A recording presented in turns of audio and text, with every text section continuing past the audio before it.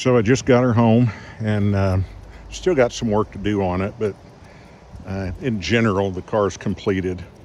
You'll notice from the traditional SLC, I've completely modified the fenders. I cut them off, clayed it up, put in different headlights. I wanted to give it a little bit more of a 70s type LMP car with the square front end. I went ahead and created these outlets I've got exhaust fans here for my radiator, in addition to the one that you see back here with the SLC. You'll also notice I've changed the top scoop. I just didn't like the round scoop that came with it. So again, I modified that and gave it a little different appearance. You'll notice with my windscreen, in my Porsche that I race, it has a windscreen that's removable and it's got clips like this to hold it. So I did that on this car, and the reason is that all of my electronics are under this dash, and this dash is magnetically held in place. It comes out very easily. I can take this windscreen off and get to all the electronics if I need to service the car. Here in a bit I'll open it up and show you, but I've got a hydraulic lift for the front end. You can see we've got the aerodynamic areas here. Everything else here is relatively typical. I did put in some NANSA ducts. I'm going to drive the car for a while. You'll notice I've got some cracks and things, and I'll end up getting all that repaired and repainted. I did go ahead and I modified the rear inlet, as you can see. I don't know why. I just thought it looked better. I elected to put these vents in the back. I think it looks good. I found this wing. I really like it. I think it really goes with the car quite well. I think it complements it. I completely changed the back end up. You can see that I fiberglassed the taillights quite differently and put some vents down below for the wheels. And then I created a rear diffuser on the back. And then my brake lights, just the 5 LEDs there, as you can see, that turn red when the brake is on. You can see I've got 2 rear view cameras right here. One is for widescreen and the other is for regular. The license plate, barely legal. So let's go ahead and we'll open this up and take a look at the interior. If we can get it open here. So got the electric doors. I don't know if that's good or bad. My concern is getting out of the thing if there's ever a fire. But, I'll just bust through a window real quick if I have to. On my interior, this is all leather. It's magnetically held here. There's 2 bolts in it, and then all the hardware for my electric doors are here.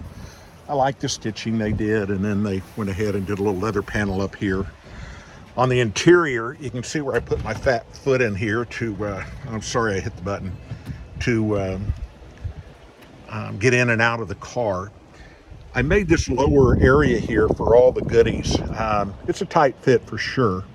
And I've got these seats to where they're removable, and I've got pads that go in the car where if I'm racing, I'm just going to sit directly on pads, just like I might in a Formula car. I've got my brake bias, ignition. This is AccuSump. This is the electric park brake, my heat air, the 2 buttons. The first 2 are the lift for the up and down on the front end. And then the last 2 over there are to move the pedals back and forth. One of the things I did, you'll notice that when I open the door, we have a light here and a light here. These are in white. But you'll notice down below, underneath in the floor area, I have a yellow one, and there's another yellow one here. Same on the other side. And then I also had a puddle light put in under the door here. So when the door opens, it lights this area so that you can see. These switches, one is for the, I've got lights under the bonnet and the hood.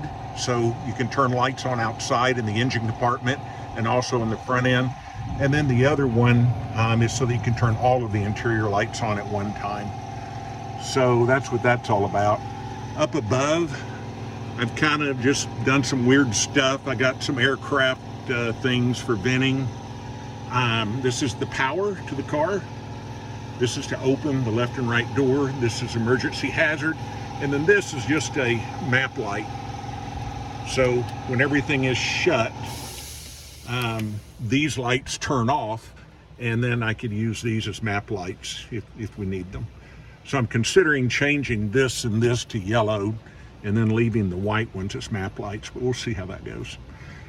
I have got a, let me make sure I'm in neutral.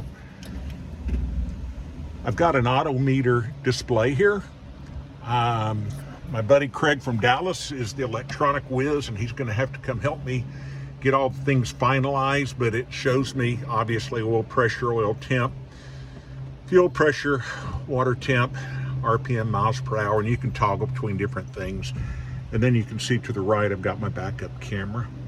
So I also went ahead and put in this gated shifter, and I gotta tell you, this thing shifts so easy. I mean, it is just like butter. And that gated shifter, I really like it because I'm really good at missing gears. So all of these components in the interior, this too are magnetically held, so I can just pull that down if I want to. Yeah, so it's pretty straightforward. I wanted to make it to where everything was pretty serviceable because, man, crap happens, doesn't it? So we'll take a look inside the front and rear end here in just a bit.